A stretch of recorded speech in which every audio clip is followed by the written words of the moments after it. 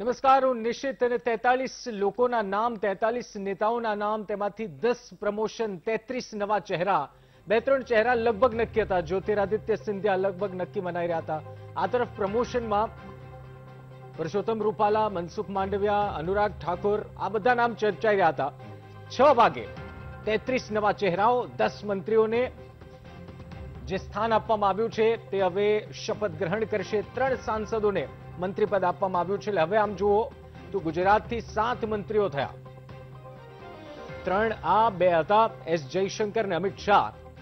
એટલે 3 નવા ચહેરાને સ્થાન આપવામાં આવ્યું છે. Devusinh, Darshanaben Jardosh, doctor Mahendra Munjpara. Social engineering, એક મજબૂત સોશિયલ એન્જિનિયરિંગ, આ 43 નામોમાં 7 મહિલાઓને સ્થાન આપવામાં આવ્યું છે. મીનાક્ષી લેખીને પણ સ્થાન આપવામાં આવ્યું છે. ચર્ચાઓ હતી આ પહેલા, પરંતુ 11 જે ચહેરાઓ પાસેથી અથવા તો 11 મંત્રીઓ પાસેથી જે રાજીનામું આપવા કહેવામાં આવ્યું, તેમાં સૌથી ચર્ચાનું કારણ છે ડોક્ટર હર્ષવર્ધન. કારણ કે બીજી લહેર બાદ જે સવાલો ઉઠ્યા, જે તકલીફો આ દેશની જનતાએ સહન કરી, તે બાદ જે સવાલ ઉઠ્યા, તે બાદ લાગી રહ્યું હતું કે કદાચ ડોક્ટર હર્ષવર્ધન, જો કે આમ પણ ડોક્ટર હર્ષવર્ધન એકમાત્ર વ્યક્તિ નથી હોતા આવી બધી સ્થિતિમાં, પરંતુ ડોક્ટર હર્ષવર્ધનની જગ્યાએ હવે કોને જવાબદારી સોંપવામાં આવે છે તે સૌથી જોવું રહ્યું. જ્યોતિરાદિત્ય સિંધિયા, જો સમજો મધ્યપ્રદેશમાં જે સ્થિતિ ઊભી થઈ, જે ધારાસભ્યોને લઈને આવ્યા, સરકાર પડી, તે બાદથી લાગી રહ્યું હતું કે જ્યોતિરાદિત્ય સિંધિયાને જ્યારે સ્થાન મળશે ત્યારે એક મોટું સ્થાન હશે. હવે એ પણ જોવાનું કે કયા સ્થાન પર તે ફિટ બેસે છે અથવા તો કઈ જવાબદારી તેમને સોંપવામાં આવે છે. નારાયણ રાણે, શિવસેના બાદ કોંગ્રેસ બાદ ભાજપ અને સર્બાનંદ સોનોવાલ મોટા નામો છે.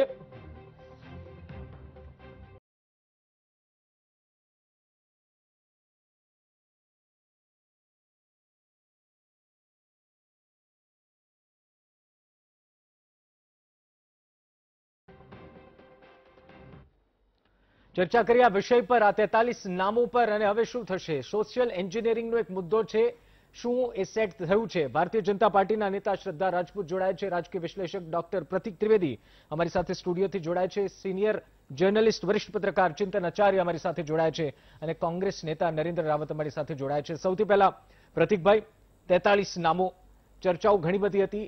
11 રાજીનામા, 33 નવા ચહેરા, 10 ને પ્રમોશન. કઈ રીતે જો છો? એટલે નિશિતજી, રાજકીય રીતે જોવું તો ભારતીય જનતા પાર્ટી અને નરેન્દ્ર મોદી દ્વારા લેવાયેલું કોઈ પણ મૂવ એ આપણે એ પોલિટિકલ કે વિથ ધ ફ્લો આવે જેવું ન માની શકીએ. આની પાછળની ઘણા સમયની મહેનત છે, અને ખાસ કરીને કોવિડ-19 સમયમાં જે પરિસ્થિતિનું નિર્માણ થતાં આપણે જોયું, શિક્ષણ ક્ષેત્રે આપણે જે પરિસ્થિતિનું નિર્માણ થતાં જોયું, આરોગ્ય ક્ષેત્રે જે પરિસ્થિતિનું નિર્માણ થતાં જોયું, પરંતુ શું થઈ રહ્યું છે એના કરતાં શું નથી થઈ રહ્યું એ કેવી રીતે જનતાની સમક્ષ રજૂ કરવું, એ ભારતીય જનતા પાર્ટીમાંથી શીખવાનું છે. કેમ કે નિશિતજી, મંત્રીમંડળનું વિસ્તરણ એ કોઈ આ પહેલી સરકાર નથી કરતી. તમે એને વિસ્તરણ નામ આપો કે વિતરણ નામ આપો કે કોટા પૂરું કરવા માટે મહત્વના રાજ્યોમાં કામ કરે છે એને સમાવેશ કરીને કેવી રીતે આગામી રાજ્યોની ચૂંટણી અને લોકસભાની ચૂંટણીની તૈયારી કરવી એ નામ આપો. પણ મહત્વની વાત એ છે અહીંયા કે કેવી રીતે અલગ અલગ મંત્રીઓ દ્વારા છેલ્લા 2 અઠવાડિયાથી વન પ્રધાનમંત્રી દ્વારા મીટિંગ લેવામાં આવી, પ્લસ જનતાની જે નાડ છે એ પહેલેથી પારખવી, પ્રોએક્ટિવ અને રિએક્ટિવ ન હોવું, પ્રોએક્ટિવ હોવું, અને સાથે સાથે જે મંત્રાલયમાં નારાજગીની ચર્ચા આપણે અવારનવાર આ પ્લેટફોર્મથી જ કરતા રહ્યા છીએ, કેવી રીતે એને રિપ્લેસ પણ કરવું, ને સાથે જનતામાં એવો મેસેજ પણ મોકલવો કે કેવી રીતે સર્વસમાવેશી દરેક જાતિના લોકોને, દરેક પ્રદેશના લોકોને, યુવા લોકોને, શિક્ષિત લોકોના મંત્રીમંડળમાં સ્થાન આપે છે, એનો હાઇપ ક્રિએટ થવો. અને તમે જુઓ કે જોતામાં જ 2 દિવસમાં આ દેશમાં એક નવો લોકજુવાળ ઊભો થયો છે, અને જાણે કે પ્રધાનમંત્રી ફરીથી શપથ લેવાના હોય એ પ્રકારની એનર્જીનું સ્ફુરણ થયું છે. અને જ્યાં જુઓ ત્યાં અત્યારે એ જ વાત છે કે નવું મંત્રીમંડળ આવશે, શિક્ષિત લોકો આવશે, અને જે પરિસ્થિતિનું નિર્માણ છેલ્લા 1.5 વર્ષથી આપણે જોઈ રહ્યા છીએ, ક્યાંક રાતોરાત દેશ એમાંથી ઉપર આવી જશે એવી પરિસ્થિતિનું નિર્માણ મીડિયા હાઇપ દ્વારા આપણે જોઈ રહ્યા છીએ. ચિંતન આચાર્ય અમારી સાથે જોડાયા છે. ચિંતન, 3 નવા સાંસદોને મંત્રીમંડળમાં, ગુજરાતના 3 નેતાઓને સ્થાન આપવામાં આવ્યું છે. શું ફાયદો ગુજરાતને? હવે 7 મંત્રીઓ થઈ ગયા છે ગુજરાતથી. 3 નવા ચહેરા, જેમાં દેવુસિંહ છે, દર્શનાબેન જરદોશ છે અને ડોક્ટર મહેન્દ્ર મુજપરા. કઈ રીતે ચિંતન આપ જુઓ છો એમને?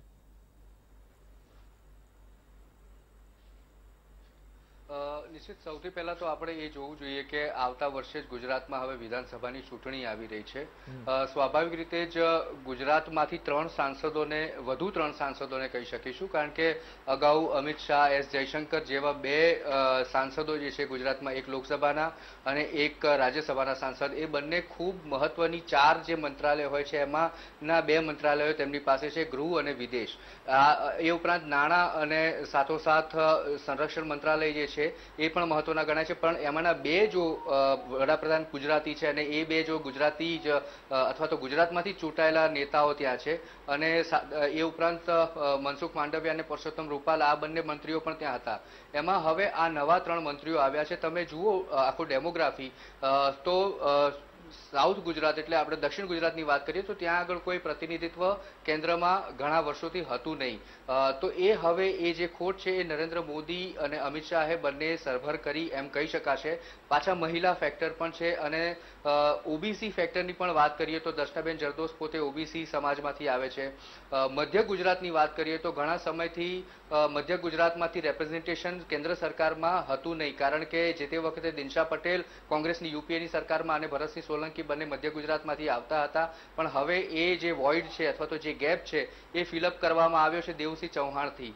અને સાથોસાથ કોળીની જો વાત કરીએ, કોળી સમાજ એ પણ એક ઓબીસી નો મહત્વનો સમાજ ગણાય છે, અને ગુજરાતમાં એક સૌથી મોટી જે ઓબીસી વોટ બેંક છે એ કોળીની છે, અને જે ઘણી ફ્લિપફ્લોપ કન્ડિશન વાળી હોય છે, ઘણી વખત બીજેપી તરફી અથવા તો કોંગ્રેસ તરફી જોક અપનાવતી હોય છે. પરંતુ આ આખો ફ્લોપ જે છે કોળી સમાજનો એ બીજેપી તરફી ઇન્ટેક્ટ રહે એ માટેનું એક આ વ્યૂહાત્મક પગલું નરેન્દ્ર મોદી અને અમિત શાહનું ગણી શકાય. અને આ એક આખું સોશિયલ એન્જિનિયરિંગ જેમ આપણે કહ્યું અગાઉ એ થઈ રહ્યું છે ને વિધાનસભાની ચૂંટણીના બરાબર લગભગ 1 વર્ષ પહેલા જાણે થઈ રહ્યું છે. એટલે આ તમામ જે બાબતો છે એ ઘણી જ અસર આવનારી ચૂંટણી જે ગુજરાતની છે એની ઉપર પાડશે. પહેલેથી જ કહેવાતું હતું કે નરેન્દ્ર મોદીનું જે મંત્રીમંડળમાં જે નવા ચહેરાઓ આવશે એ આવતા વર્ષના જે પોલબાઉન્ડ સ્ટેટ્સ જે રાજ્યોમાં ચૂંટણીઓ થવાની છે ત્યાંથી વધારે એનું રેપ્રેઝન્ટેશન રહેશે, અને એ થઈ રહ્યું છે. કદાચ ગુજરાતમાંથી એકાદ 2 ચહેરાને સમાવવામાં આવે તેવી શક્યતાઓ ગણાતી હતી, એના બદલે 3 સાંસદોને આમાં લેવામાં આવ્યા છે. એમાં મહેન્દ્ર મુજપરા તો બિલકુલ નવા સાંસદ છે, કારણ કે આ એમની પહેલી જ ટર્મ છે, અને હજુ 2019ની ચૂંટણીમાં તેઓ ચૂંટાયા, અને એ પછી તરત જ લગભગ 2 વર્ષના જ ગાળામાં એમને સરકારનો સીધો કોઈ પ્રત્યક્ષ અનુભવ નહીં હોય, પરંતુ એક એમની છબીને કારણે આ એક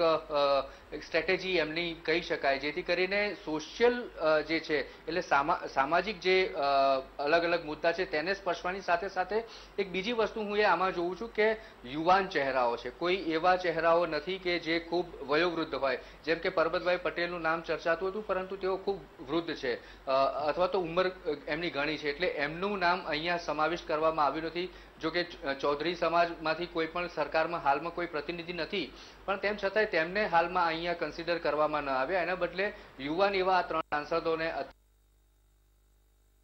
સમજુ છું કે આ વિધાનસભાની ચૂંટણી વર્તમાન સરકાર જે છે નરેન્દ્ર મોદીની પોતાની અને એની પણ એક આખું ઇમેજ બિલ્ડિંગ કરવાની એક આખી એક્સરસાઇઝ છે, કારણ કે 2024નું ચોક્કસ ચિત્ર નરેન્દ્ર મોદીના ધ્યાનમાં અત્યારથી હશે, અને તેને લઈને જ આખી વ્યૂહાત્મક ગણતરી સાથે જ તમે જુઓ કે બીજા પણ ગુજરાત સિવાયના પણ જેટલા સ્ટેટ્સ છે એમાંથી પણ અલગ અલગ નવા ચહેરાઓને લેવામાં આવે છે, ઘણા ચહેરાઓને ડ્રોપ કરવામાં આવ્યા છે. એટલે એક હું એવું માનું છું કે આ રીશફલ રિજિક છે એ નવા ચહેરાઓનું ઇન્ડક્શન જે છે એ કરવા માટેનું છે. એટલે લોકોની જે એક લોકોના મનમાં જે સરકાર માટેની એક છબી છે એ બદલાશે, અને ક્યાંક કોઈ જગ્યાએ જો એન્ટી ઇન્કમ્બન્સી જેવું ક્યાંક થોડો ઘણે અંશે પણ જો ક્યાંક લાગણી હશે તો એ તૂટી જશે, અને એના બદલે આ નવા પરિમાણો ઊભા થશે રાજકારણમાં, અને માત્ર ગુજરાત જ નહીં સમગ્ર ભારત ઉપર પણ એની સારી એવી અસર નરેન્દ્ર મોદી ઊભી કરવા માંગે છે. તેવું આ મંત્રીમંડળનું જે સાઇઝ જોઈએ અથવા જે કોમ્પોઝિશન જોઈએ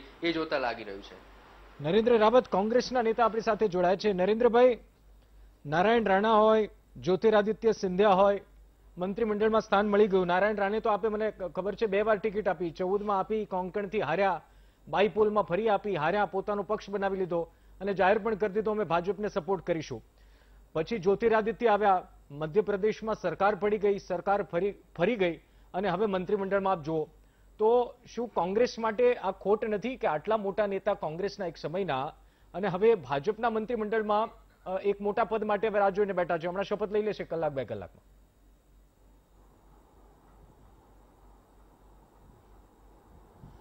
જી આ દેશની કરુણતા છે કે જે પ્રકારે કોંગ્રેસના સંસદ સભ્યોને અને કે ધારાસભ્યોને ખરીદીને નરેન્દ્ર મોદીએ આ દેશમાં રાજકારણની નૈતિકતાનું અધઃપતન કરેલું છે।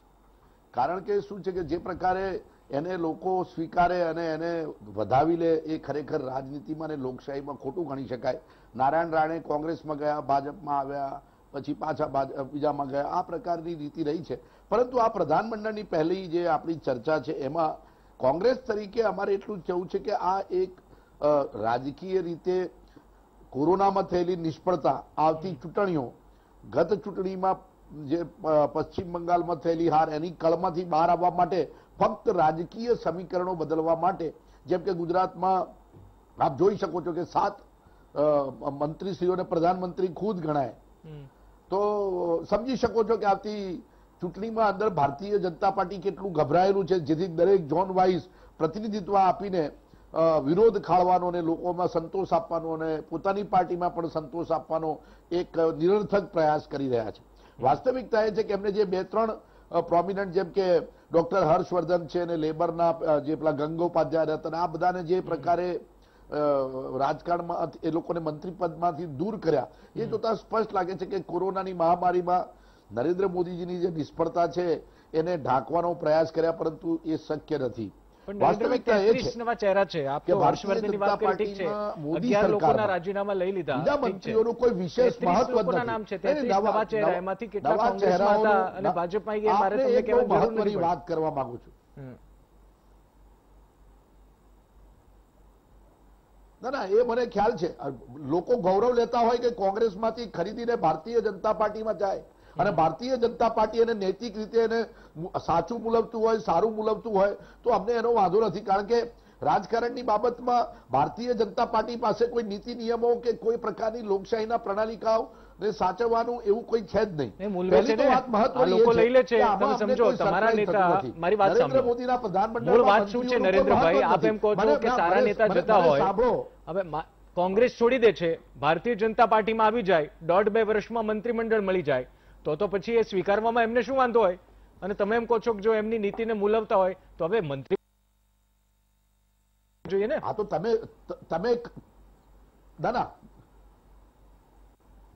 ના મારું એ જ કહેવું છે કે તમે ધાક ધમકી કે પ્રલોભન આપી કોંગ્રેસમાંથી પૈસા આપી ખરીદીને મંત્રી પદ આપતા હોય તો આને રાજકારણમાં કેવી રીતે ગણવાનું? આપણે શ્રદ્ધાબેન છે, એમને પૂછી લઈએ। શ્રદ્ધાબેન, વાત એ ખરીદીને મંત્રી પદ આપો છો, જ્યોતિરાદિત્ય સિંધિયાથી લઈને ગુજરાતમાં પણ આવા આક્ષેપ થઈ ગયા છે, હવે આપણે મંત્રીમંડળ તો નવું બનાવી લીધું, 33 ચહેરા પણ નવા આવી ગયા, પણ આ તો કોંગ્રેસ ગંભીર આક્ષેપ। નરેન્દ્રભાઈ, આવું છું, શ્રદ્ધાબેનને સાંભળી લઈએ।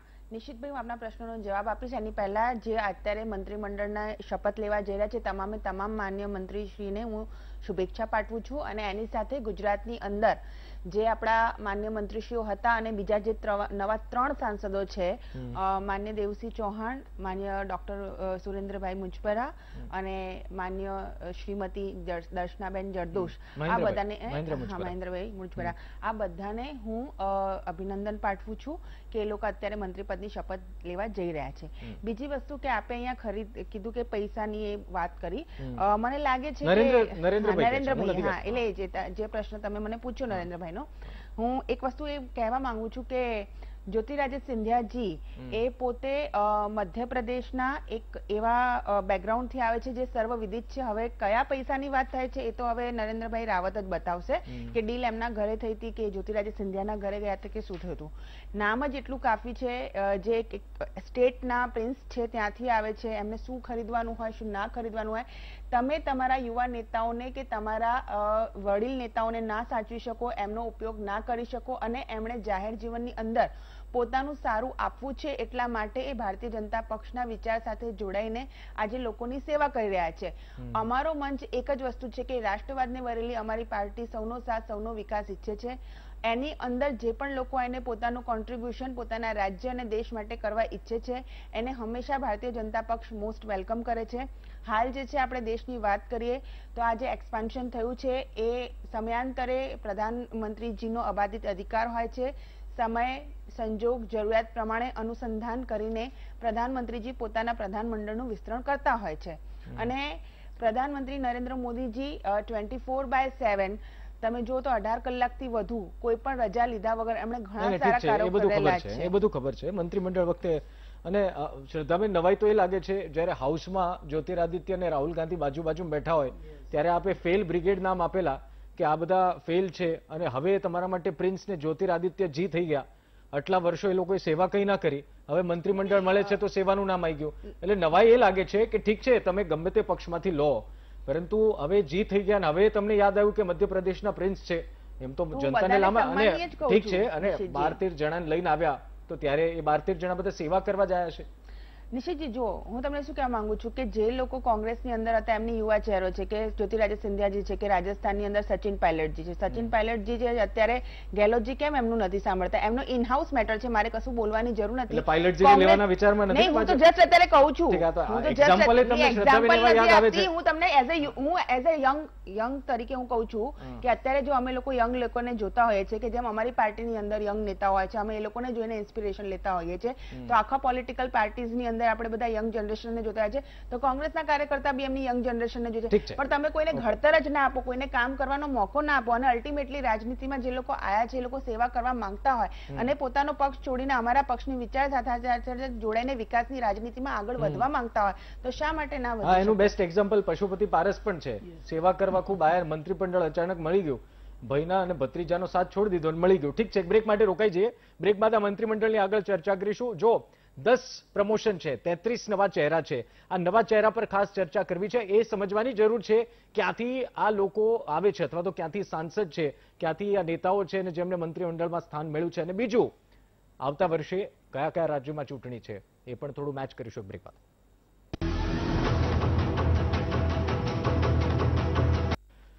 વિરામ બાદ સ્વાગત છે. જે લિસ્ટ સામે આવ્યું એ લિસ્ટમાં જે નામ છે, નામ ઉપર આપણે ચર્ચા કરી રહ્યા છે. બીજું એ કેબિનેટ, આ જે મંત્રીમંડળ વિસ્તરણની જે ચર્ચા છે શા માટે એટલી જોરશોરથી ચાલી, અને સૌથી ટોક ઓફ ધ પોઈન્ટ જે 11 રાજીનામા પડ્યા છે એમાં ડોક્ટર હર્ષવર્ધન, પછી પોખરિયાલ હોય, ગંગવાર હોય, આ બધાના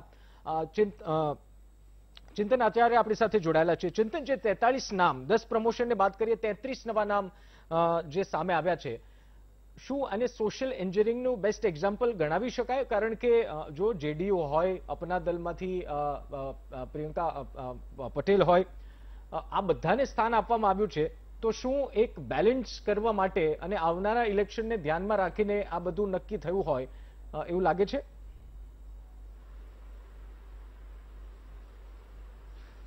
નિશ્ચિત એમાં જુઓ તમે કે અલગ અલગ પ્રાંતોમાંથી જે પ્રાદેશિક પાર્ટીઓ જે છે, જે એનડીએમાં જે ભાજપની સાથે ઘટક દળો તરીકે સામેલ છે, એમાંના અકાલી દળ અને શિવસેના એમની સાથેથી એમને છેડો ફાડી દીધો. એ પછી એ જે તે પાર્ટીના મંત્રીઓ એમનાથી દૂર થઈ ગયા. એલજેપીમાં રામવિલાસ પાસવાન 100% એમના મંત્રી હતા, પરંતુ તેમના મૃત્યુ બાદ એલજેપીના કોઈ રેપ્રેઝેન્ટેટિવ તરીકે કોઈ મંત્રી ન હતા. હવે સ્વાભાવિક રીતે 2024ની ચૂંટણીને પણ તેઓ ધ્યાનમાં રાખશે અને સાથે સાથે આવનારા જે 2 વર્ષમાં પણ જે સળંગ જે રાજ્યોમાં વિધાનસભાઓની ચૂંટણી થશે તેને પણ ભાજપ પૂરેપૂરું ધ્યાનમાં રાખશે, કારણ કે એની સાથે એલાયન્સના સ્વરૂપમાં જે પાર્ટીઓ છે ત્યાં એમની સાથે જ એમને ચૂંટણી લડવાની છે. એટલે આ તમામ જે બાબતો છે એને આ કિસ્સામાં ધ્યાને રાખવામાં આવી છે. અનુપ્રિયા પટેલ છે અપના દળના, એ ઉત્તર પ્રદેશમાંથી આવી રહ્યા છે અને ઉત્તર પ્રદેશમાં સ્વાભાવિક રીતે જ આવતા વર્ષે શરૂઆતમાં ચૂંટણી હશે. એટલે અને કાસ્ટ ફેક્ટર, એટલે આમ જોવા જઈએ તો સોશિયલ એન્જિનિયરિંગ છે, સાથે સાથે પ્રદેશની રીતે પણ જોઈએ તો એનું પણ એક બેલેન્સ છે. તમે જુઓ કે કાશ્મીરથી લઈને છેક નીચે કર્ણાટક સુધીના ઘણા બધા સ્ટેટ્સના જેટલા પણ રાજ્યોમાંથી મંત્રીમંડળમાં આ વખતે સમાવવામાં આવે છે. કેટલાકને રાજીનામું આપવું પડ્યું છે, તેથી તેઓ દૂર થયા છે, પણ ત્યાંથી ફરી પાછું બેલેન્સ થયું છે. તો કારણ કે શોભા કરંદલાજે જે મહિલા ધારાસભ્ય છે તેઓ કર્ણાટકમાંથી આવી ગયા છે. પછી ઓડિશામાંથી જો જોઈએ તો નવા ચહેરા આવ્યા છે, ઓડિશામાંથી રાજીનામા આપ્યા પછી. બીજું એક વસ્તુ મારા ધ્યાનમાં એ પણ આવી છે કે આપ જો વાત કરો કે જે મંત્રીઓએ રાજીનામા આપ્યા તો એની પાછળ કોઈ નિષ્ફળતા એમની વ્યક્તિગત હતી કે નહીં તે બધા પરિમાણો તો સરકારે એટલે નરેન્દ્ર મોદીએ ચકાસ્યા હશે, પણ તેના કરતાં પણ વિશેષ મને એવું લાગે છે કારણ કે તેમની સાપેક્ષે જે નવા ચહેરા આવ્યા છે એ નવા એટલે ખરેખર નવા અને યંગ છે, યુવાન છે. એટલે એક જોઈએ તો એક નવું પાવર અથવા તો નવી એક ઉર્જા ઇન્ફ્યુઝ કરવી એ પ્રકારનો એક અભિગમ આમાં હોય એવું દેખાઈ રહ્યું છે. કારણ કે તમે જુઓ કે ઘણા વખતથી એક જ આઈડિયોલોજી અથવા એક જ ઘરેડ સાથે મંત્રાલયોને અથવા તો પોતાના સિસ્ટમને ચલાવનારા લોકો છે, એના બદલે એક નવી વિચારધારા સાથે, વિચારધારા એટલે પક્ષીય વિચારધારાની વાત નથી કરતો, પણ વ્યક્તિગત આઈડિયોલોજી અને નવી ઉર્જા અને એમનામાં જે નવા જે પણ આઈડિયેશન્સ હશે એની સાથે એ લોકો આવશે. એટલે એક્સચેન્જ જે થશે આ વખતે એ ઘણું સારું હોઈ શકે અથવા થઈ શકશે એવી એક ચોક્કસ અપેક્ષા એમાં હોઈ શકે. ઘણા ખરા લોકોને આમાં જે મંત્રીમંડળમાં સમાવ્યા છે એ સાંસદોને અનુભવ નહીં હોય સરકારમાં બેસવાનો કે સરકાર ચલાવવાનો અથવા તો એક મોટા મંત્રાલયને એના પાઠ બનવાનો, પણ એ લોકોની ટ્રેનિંગ તમે જુઓ કે નવા ચહેરાઓ છે એમને રાજ્ય કક્ષાના મંત્રી બનાવવામાં આવી રહ્યા છે. એટલે આ મને એવું લાગે છે કે 2024ની જે તૈયારી છે એનું અત્યારે પ્રીકર્સર જે આપણે જોઈ રહ્યા છીએ અથવા તો એનું રિહર્સલ જે જોઈએ એ અત્યારથી શરૂ થઈ ગયું છે. અત્યારે આપણે જોઈએ કે સામે બીજા ઘણા બધા પક્ષો જે વિરોધ પક્ષો છે એ લોકો અત્યારે એલાઇન થવાની હજુ તો શરૂઆત પણ નથી કરી રહ્યા. એની સામે નરેન્દ્ર મોદીએ અત્યારથી 2024ની પૂર્ણ તૈયારીઓ શરૂ કરી દીધી છે. આપ જોઈ શકો કે કોરોનાનો જે સમયગાળો હતો એ દરમિયાન આખા દેશમાં જે વાતાવરણ હતું એ ખૂબ તંગ હતું. લોકોના મનમાં ઘણી બધી ગ્લાનીઓ હતી. પણ હવે હું એવું માનું છું કે એ બધી પ્રકારની લાગણીઓને કદાચ આ નવું મંત્રીમંડળ છે એ દૂર કરશે અને કદાચ લોકોમાં, જનતામાં દેશની એક નવી કદાચ આશાઓ એમને લાગે કે હવે નવા લોકો આવ્યા છે સરકારમાં તો નવી કોઈક બાબત જાણવા મળશે. અને જનરલી થતું જ હોય છે જ્યારે પણ સિસ્ટમમાં થોડી ઘણી ફેરબદલ થાય ત્યારે લોકોને એક નવીનતા માટે એક અપેક્ષા ચોક્કસ છે. સાથે સાથે રિજનલ બેલેન્સ છે. ઓકે એટલે કે એક્સપેક્ટેશન લેવલ સ્વાભાવિક નવા ચહેરાઓથી વધે. અને આ મંત્રીમંડળમાં એક ખાસ વાત જુઓ કે જેણે પરફોર્મ કર્યું છે પહેલા મંત્રીમંડળ સિવાય, પછી જેમ કે લઈ લો આસામથી સર્બાનંદ સોનોવાલ 2011માં જોડાયા, 2016માં જીત્યા, એક મોટી ઐતિહાસિક જીત ભાજપને મળી, મુખ્યમંત્રી રહ્યા અને ઉત્તર પૂર્વમાં જે પાર્ટીની જે પાયો નાખવામાં, આમ તો પાયો મજબૂત કરવામાં સર્બાનંદ સોનોવાલનો જે હાથ રહ્યો અને હવે જુઓ કે મંત્રીમંડળમાં સ્થાન મળ્યું. જવાબદારી કદાચ મોટી મળી શકે. બ્રેક માટે રોકાઈ, બ્રેક બાદ અન્ય નામો પર ચર્ચા.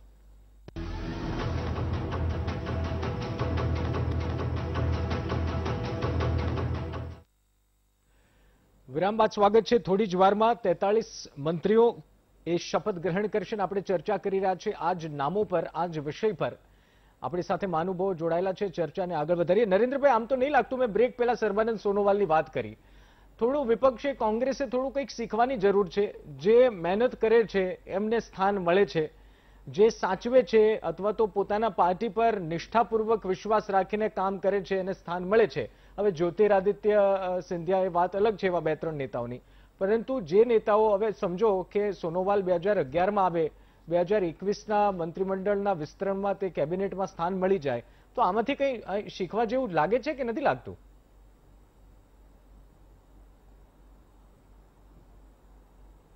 ચોક્કસથી ભારતીય જનતા પાર્ટીમાં પણ એ પ્રકારનું જ પિક્ચર છે. એમાં નિષ્ઠાવાન વ્યક્તિઓને તમે અમુક 2-5 એક્ઝામ્પલ આપતા હોય, પણ મોટા ભાગનાને તો રિટાયર્ડ કરી દેવામાં આવે છે.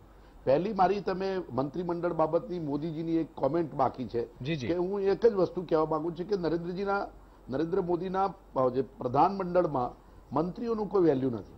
કારણ કે અત્યારે હું તમને પૂછું કે મને બી અત્યારે વિચાર થાય છે કે આપણા ફોરેન મિનિસ્ટર કોણ છે તો વિચાર કરવો પડે. કારણ કે તમામ મંત્રીઓનું કામ પ્રધાનમંત્રી પોતે જાતે જ કરે છે. કોઈ પણ મંત્રીઓને ક્યારે પણ કોઈ પણ જગ્યાએ સ્વતંત્ર રીતે કામ કરવાની છૂટ જ નથી. તમામ કાર્ય અમિત શાહ અને નરેન્દ્ર મોદીજી બંને જ કરે છે. એટલે આ પ્રધાનમંડળમાં જાતિગત સમીકરણો, વિસ્તારોને ચૂંટણી પ્રક્રિયામાં લોકોને સાચવવા, કદાચ 2024 પછી આ છેલ્લું એમનું મંત્રીનું વિસ્તરણ હશે, કદાચ બનશે બી નહીં ફરીથી. અને બીજા રાજ્યોની ચૂંટણીઓ છે એના સંદર્ભમાં રાજકીય પ્રલોભનો અને વિસ્તારો સાચવીને બનાવેલું દરેક પ્રધાનમંડળમાં ભણેલા ગણેલા વ્યક્તિઓ હોય એ સ્વાભાવિક છે. નવયુવાન ચહેરા હોય એવું બી સ્વાભાવિક છે. આપણે ચર્ચા કરીએ એ પણ સ્વાભાવિક છે. આનો કેટલો ઉપયોગ થશે એ મહત્વની વસ્તુ છે. કદાચ આપને ખ્યાલ છે કે તમામ મંત્રીમંડળના નિર્ણયો તો નરેન્દ્ર મોદીજી પોતે જ લે છે. તમને મીનાક્ષી લેખીને પહેલા ટીવીમાં 24 કલાક જોવા મળતા હતા. સ્મૃતિ ઈરાની દરરોજ કોઈ પણ બાબતમાં કોમેન્ટ આપવા પહેલા જતા હતા. પરંતુ અત્યારે મિનિસ્ટર બન્યા પછી પોતાના ડિપાર્ટમેન્ટની કોઈ કોમેન્ટ આપતા જોવા જ નથી મળતા. પોતાની કામગીરીની બાબતમાં કદી કોમેન્ટ આપતા જોવા નથી મળતા. પોતે કંઈક સારું કામ કર્યું હોય એની પણ કામગીરીની બાબતમાં નથી. એટલે મોદીજીના પ્રધાનમંડળમાં કોઈ પણ વ્યક્તિ ક્વોલિટી હોય કે ન ક્વોન્ટિટી હોય કે જે પ્રકારે હોય એમનું કોઈ મહત્વ નથી. આ ભારતના ઇતિહાસમાં પહેલીવાર આવા પ્રધાનમંત્રી હશે કે જેમના પ્રધાનમંડળના મંત્રીઓનો ક્યારેય ઉપયોગ કરતા નથી અને જ્યારે પોતે નિષ્ફળ જાય ત્યારે દોષનો ટોપલો પ્રધાનમંડળમાં ઠાપી કે આ પ્રકારનું એક વાતાવરણ ઊભું કરવું પ્રચારના માધ્યમથી, જાણે તમે હમણાં શરૂઆતમાં કહ્યું આપણા રાજકીય વિશ્લેષક કે જાણે કે નવી સરકાર બની રહી છે. એટલે ગ્લેમર કરવું, મોટી મોટી વાતો કરવી, મોટા મોટા ભાષણો આપવા, ઘણા ભણેલા લાવવા, નવયુવાન લાવ્યા, આ લાવ્યા, આ તો બધાને સેટલ કરેલા છે. સોનવાલને પણ ઓરિસ્સામાંથી લાવીને કે આ બાજુથી લાવીને સેટલ કરવા પડ્યા. જ્યોતિરાદિત્ય સિંધિયાને જે પ્રકારે 22માં ખરીદીને લઈ ગયા એટલે એમને તો સાચવવા પડે એમ હતા, કારણ કે હવે તો બીજી ચૂંટણી આવશે એટલે એમને તો સાચવવા પડે એમ હતા અને કમિટમેન્ટ હતું કે તમે કોંગ્રેસ છોડીને આવતા રહો તો તમને મંત્રીમંડળમાં લઈશું. એ પણ લેટ થયું. કાયદા મંત્રી અને પર્યાવરણ મંત્રી કાયદા મંત્રી રવિશંકર પ્રસાદ અને પ્રકાશ જાવડેકર. ઠીક છે નરેન્દ્રભાઈ, આવું છું એક મિનિટ. રવિશંકર પ્રસાદ અને પ્રકાશ જાવડેકર આ બંને રાજીનામું આપી દીધું છે. જો 11 નામ હતા, હવે બીજા 2 નામ ઉમેરાયા છે એટલે અને થોડું કદાચ પ્રતિકભાઈ થોડું નવું લાગી રહ્યું છે. રવિશંકર પ્રસાદનું ક્યાંય નામ હતું નહીં અને અચાનકથી રાજીનામું, એ પણ પ્રકાશ જાવડેકર અને રવિશંકર પ્રસાદ કઈ રીતે જોયું? ના, એટલે અત્યારે પણ નામની ચર્ચા કરતા પહેલા હું જસ્ટ મારા ટર્નમાં કહેવાનો જ હતો કે હજી આપણે થોડો સમયની રાહ જોઈએ કયા કયા મંત્રીઓના રાજીનામા પડે છે અને કયા નવા મંત્રીઓ આવે છે. અને આ સાથે હું એ પણ ઉમેરો કરવા માંગુ છું કે કે શ્રીધરન મેટ્રોમેનનું તમને નામ યાદ હોય, કેરળમાંથી ભારતીય જનતા પાર્ટી તરફથી લડ્યા હતા. એમને મીડિયામાં એક બહુ સરસ વાક્ય કહ્યું હતું કે 2014માં મોદી સરકાર જ્યારે બની ત્યારે એમનું જે મંત્રીમંડળ હતું એ આ પરફોર્મન્સ એન્ટિસિપેશન ઉપર હતું, મોદીજીનું પોતાનું મંત્રીમંડળ હતું. અને એટલા માટે જ આપણે એક સૂત્ર પર ત્યારે સાંભળ્યું હતું કે મિનિમમ ગવર્મેન્ટ મેક્સિમમ ગવર્નન્સ. અને અત્યારે પણ તમે જોયું હશે કે ઘણા બધા નેતાઓ, નરેન્દ્ર તોમર, જીતેન્દ્રસિંહ 4 મંત્રાલય ચલાવતા હતા. રવિશંકર પ્રસાદ જેમનું તમે નામ કીધું, એમની પાસે પોતાની પાસે 3 મંત્રાલયનો હવાલો છે. હર્ષવર્ધન પાસે 3 મંત્રાલય. એટલે આ બધા નામોની સાથે 19 અને 21ના જ્યારે મંત્રીમંડળની આપણે વાત કરીએ છીએ તો ક્યાંક ને ક્યાંક એ અટલજીનું ભાજપ અને મોદીજીનું ભાજપ, જેમ હમણાં આગળ રાજકીય વિશ્લેષકે ચર્ચા કરી કે ક્યાંક ને ક્યાંક જે અલાયન્સ છે, એનડીએના પાર્ટનર અલાયન્સ છે, જે રીતે છૂટા પડે છે, પછી એ શિરોમણી અકાલી દળ હોય, ટીડીપી હોય, શિવસેના હોય, આજસુ હોય, એટલે ક્યાંક ને ક્યાંક 2024ની પણ તૈયારી રૂપે હું આને 2 રીતે જોઉં છું નિશિતજી. એક રીતે એ જોઉં છું કે પાર્લામેન્ટરી ડેમોક્રેસીમાં શું અકાઉન્ટેબિલિટી ન હોવી જોઈએ? એ મંત્રી કેટલો પણ વરિષ્ઠ છે ને એ મંત્રીની લાયકાત કેટલી પણ ઊંચી છે, પણ જો એ પાર્લામેન્ટરી ડેમોક્રેસીમાં છે ને પરફોર્મન્સ નથી આપતો તો શું એનું એનાલિસિસ ન થવું જોઈએ? અને એનાલિસિસની જ્યાં સુધી વાત હોય તો પહેલું નામ આવ્યું સંતોષ ગંગવારનું. સંતોષ ગંગવાર આપણે જાણીએ છીએ કે શ્રમ અને રોજગાર મંત્રાલયમાં શ્રમિકોનો પ્રશ્ન સુપ્રીમ કોર્ટે પણ ટાંકીને કીધું કે તમે એનું પોર્ટલ ડિક્લેર કરવામાં ઘણું મોડું કર્યું છે.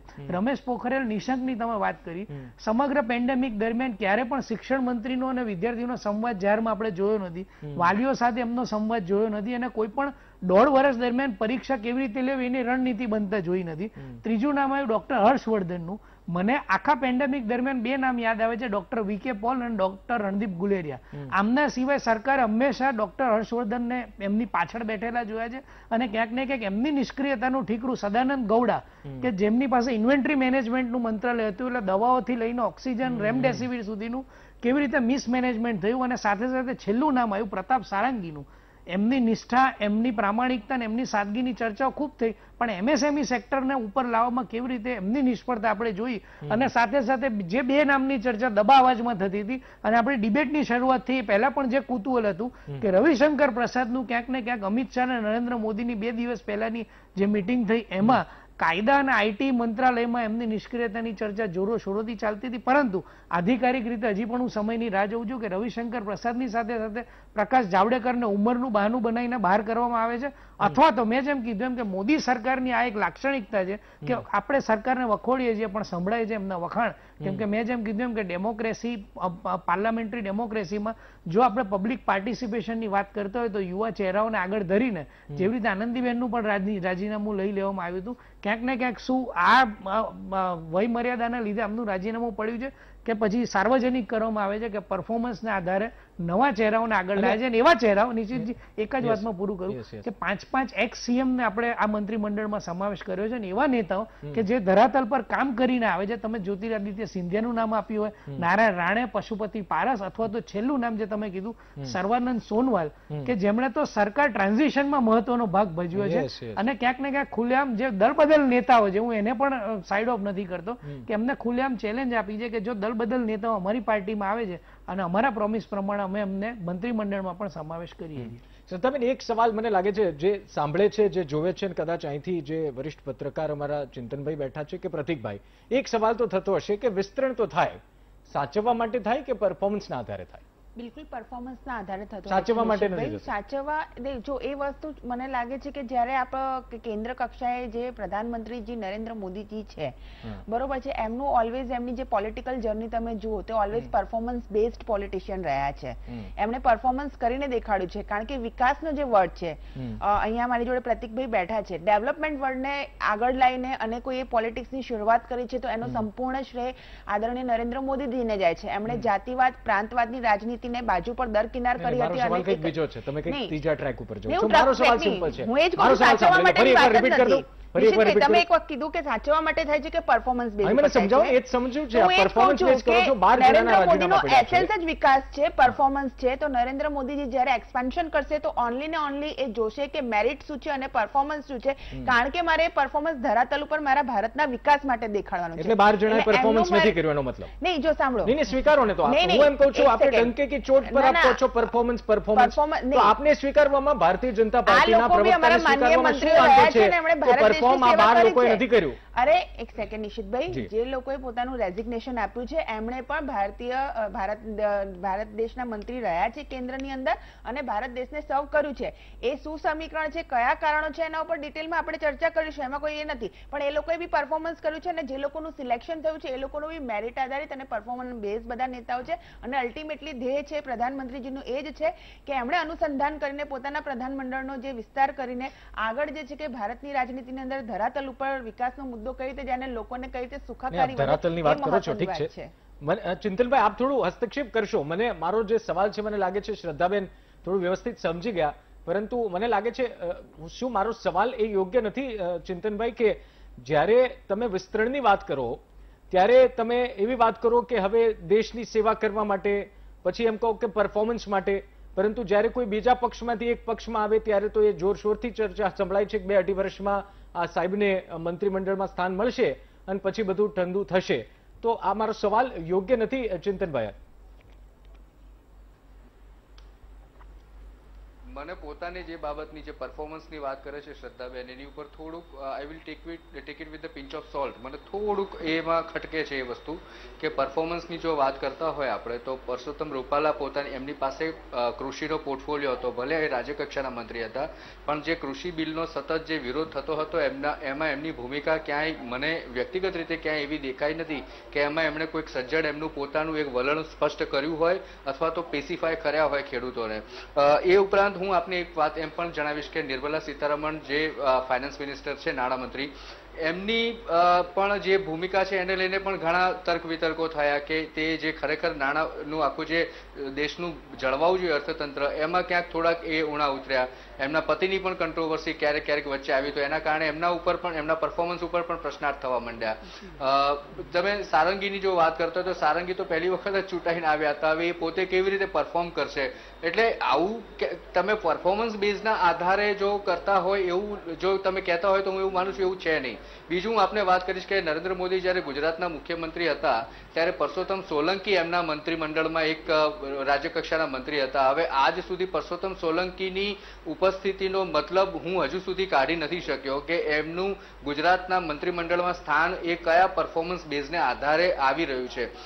એટલે એ નરેન્દ્ર મોદીના વખતથી જ હજુ પણ એ યથાવત જ છે.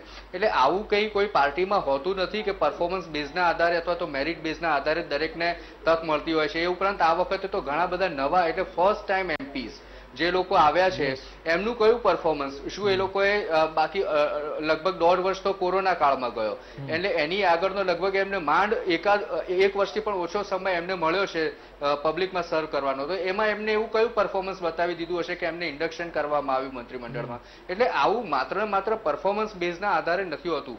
કદાચ એક વસ્તુ એવી કહી શકાય કે જે લોકોને મંત્રીમંડળમાંથી રાજીનામું આપવું પડ્યું છે એ કદાચ એમની કોઈક રાજકીય મજબૂરી હોઈ શકે આખા પક્ષની, જેના કારણે કારણે થતું હોય. અને મેં આપને એ જ વાત કહી કે જે એન્ટી ઇન્કમ્બન્સી વાળું ક્યાંક ક્યાંક ફેક્ટર જે હોય છે એ ખાળવા માટે 100% હું એવું માનું છું કે દરેક રાજકીય પક્ષે આ પ્રકારના કેટલાક સખત નિર્ણયો લેવા પડતા હોય છે. અને આ વખતે ઘણા યુવાન લોકો છે, 2 તો આઈએએસ ઓફિસર છે ભૂતપૂર્વ, એ લોકોને લેવામાં આવ્યા છે. હવે આઈએએસ ઓફિસર તરીકેનું એમનું પરફોર્મન્સ હોય એના આધારે તમે એ રીતે મૂલવી ન શકો કે જયારે પબ્લિક લાઈફમાં આવશે કે જયારે એ મંત્રી બનશે ત્યારે એમનું પરફોર્મન્સ કેવી રીતે આપશે. એસ જયશંકર એ બાબતમાં અપવાદરૂપ ગણી શકાય. ભલે ભાઈએ કહ્યું કે એસ જયશંકરની ભૂમિકા એવી કોઈ નરેન્દ્રભાઈએ કહ્યું કે દેખાઈ નથી, પણ ઘણું હમણાં છેલ્લા ઘણા સમયમાં એમાં કોરોના કાળ દરમિયાન જે કેટલાક રસીથી માંડીને ઘણા બધા બાબતો હતી એમાં એસ જયશંકરે ઘણી સારી ભૂમિકા ભજવી એવું મારું વ્યક્તિગત રીતે માનવું છે. એટલે પરફોર્મન્સ તો ચોક્કસ હોય છે, પણ હું એવું માનું છું કે રાજકીય જે સમીકરણો હોય છે, પ્રદેશના હોય, સમાજના હોય, ઉંમરના હોય, સ્ત્રી અને પુરુષના પણ હોય, જે આપણે લિંગની વાત કરી શકીએ, તો એ બધા જ સમીકરણોનો એક સરવાળો થતો હોય છે અને એ ઉપરથી મંત્રીમંડળની એક આખી ડિઝાઇન બનતી હોય છે. એવું કહી નહીં શકીએ આપણે કે માત્ર પરફોર્મન્સ બેઝના આધારે જ તેમને લેવામાં આવ્યા છે. ઠીક છે, બ્રેક માટે રોકાઈએ. 7 ચૂંટણીઓ છે આવતા વર્ષે, આપ સમજો. અને આપણે છેલ્લે છે, મને લાગે છે કે હિમાચલ પ્રદેશની સાથે આપણી રહેશે. એ પહેલા ગોવા છે, પંજાબ છે, ઉત્તર પ્રદેશ છે.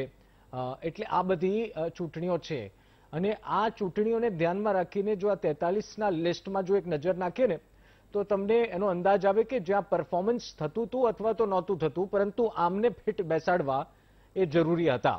બ્રેક માટે રોકાય, બ્રેક બાદ ચર્ચાને આગળ વધારીએ.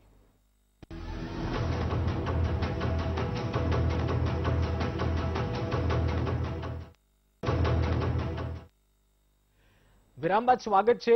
મંત્રીમંડળ અને 6 વાગ્યાના સમયે 6 વાગ્યાના સુમારે શપથ ગ્રહણ સમારોહ શરૂ થઈ જશે.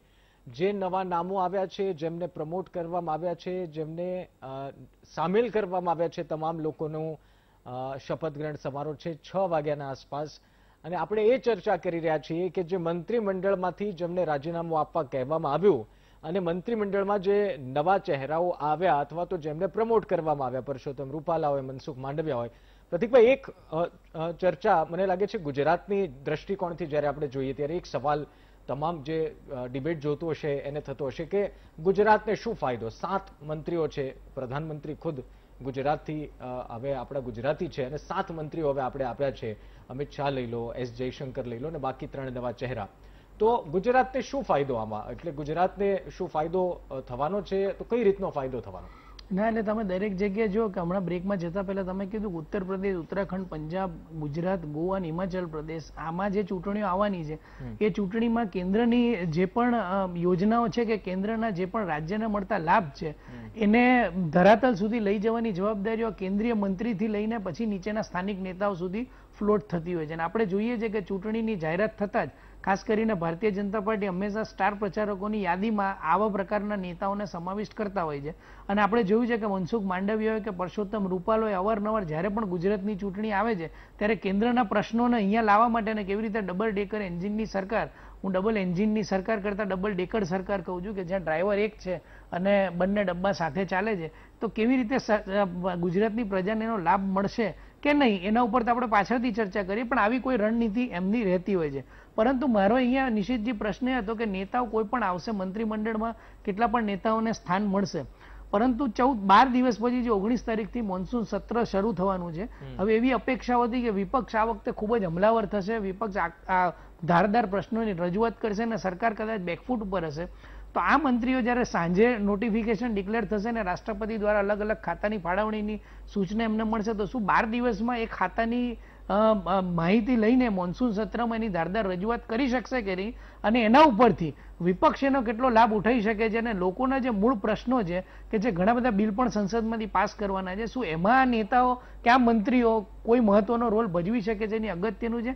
અને ખાસ કરીને તો 2 મુદ્દા ઉપર ચર્ચા કરીને હું વાણીને વિરામ આપું. એક તો ડિફેન્સ સેક્ટરની આપણે વાત કરી, જે મંત્રીઓને રાજીનામા પડે છે તો હવે કોઈ આંતરિક સફળ થાય છે કે નહીં એ પણ જોવું રહ્યું.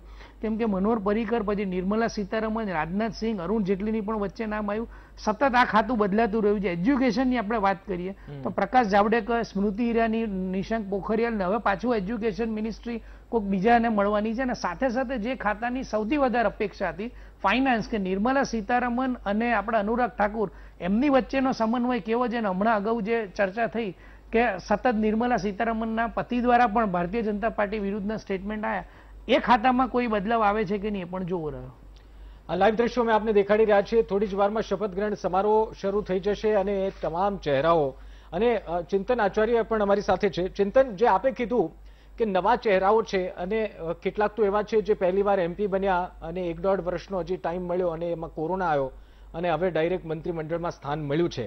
અને જે મુદ્દો આ મોન્સૂન સત્રનો છે, 19 તારીખથી મને ખ્યાલ છે ત્યાં સુધી 19 તારીખથી આ ચોમાસું સત્ર શરૂ થઈ રહ્યું છે, ત્યારે અને એક તો આપણે જોયું છે કે ઓક્સિજનની ઉણપની વાત હોય, બેડ ખાલી બેડની વાત હોય અને બીજી વેવમાં જે તકલીફો થઈ એની વાત હોય, તેવા સમય લાગે છે કે આ સસ્ટેન કરશે આ સત્રમાં? કારણ કે વિરોધ પક્ષ તો ધારદાર સવાલો કરવાનો અને સવાલો પૂછીને એ એક્સપ્લેનેશન માંગવાનું.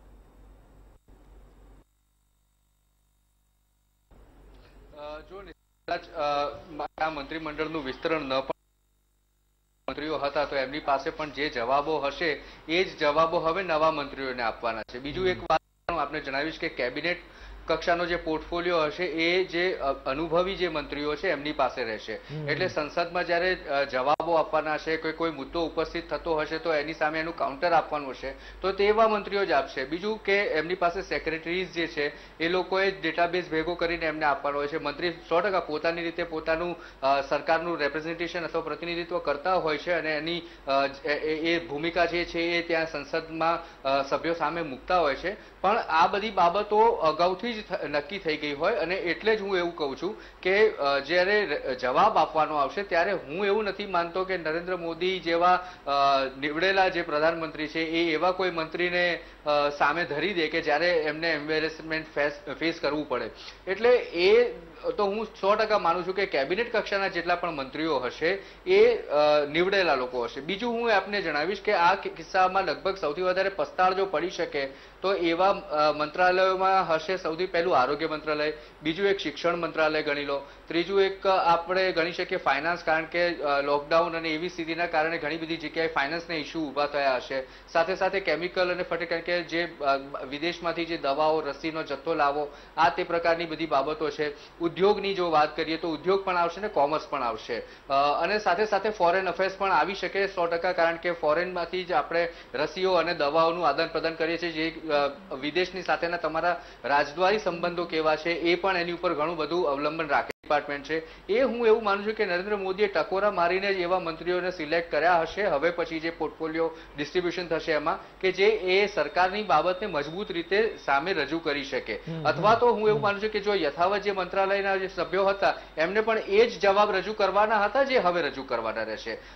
હવે વસ્તુતઃ એ રહેશે કે જ્યારે કોઈ કાઉન્ટર કમેન્ટ આવશે એને એ લોકો કેવી રીતે ફેસ કરીને એનો પ્રત્યુત્તર વાળે છે એ મહત્વનું રહેશે. પરંતુ હું એવું માનું છું કે નરેન્દ્ર મોદી એવી રીતે ભૂલ નહીં કરે કે કોઈ નવા જ મંત્રીને સીધા જ વિપક્ષના હાથોમાં સોંપી દે અને એ લોકો એની ઉપર બેટિંગ કરી જાય. એટલે એ તમામ પ્રકારની બાબતનું કવર કરીને જ આ પ્રકારની વસ્તુ થઈ રહી છે. પણ એક જે મેં અગાઉ પણ કહ્યું કે એક આખું નવી ઉર્જા અથવા નવા જે એનર્જી છે એનું ઇન્ફ્યુઝન થાય મંત્રીઓમાં, એ એક્સરસાઇઝ જ લગભગ આ મંત્રીમંડળના વિસ્તરણની છે. પ્રદેશોની વાત કરીએ, બેલેન્સ જે કર્યું છે અથવા તો પોલિટિકલ બેલેન્સ જે વિવિધ એલાયન્સની સાથેના પાર્ટીના મેમ્બર્સને સાથે લેવા, આગામી વર્ષની ચૂંટણીઓને ધ્યાને રાખવી, જ્ઞાતિ જાતિના સમીકરણો પણ સાથે રાખવા, આ બધી જ બાબતોનું ધ્યાન રાખીને અહીંયા કરવામાં આવી છે. પણ હું એવું નથી માનતો કે બિન અનુભવી અથવા નવા સવા મંત્રીને વિપક્ષોની સામે ધરી દેવામાં આવે.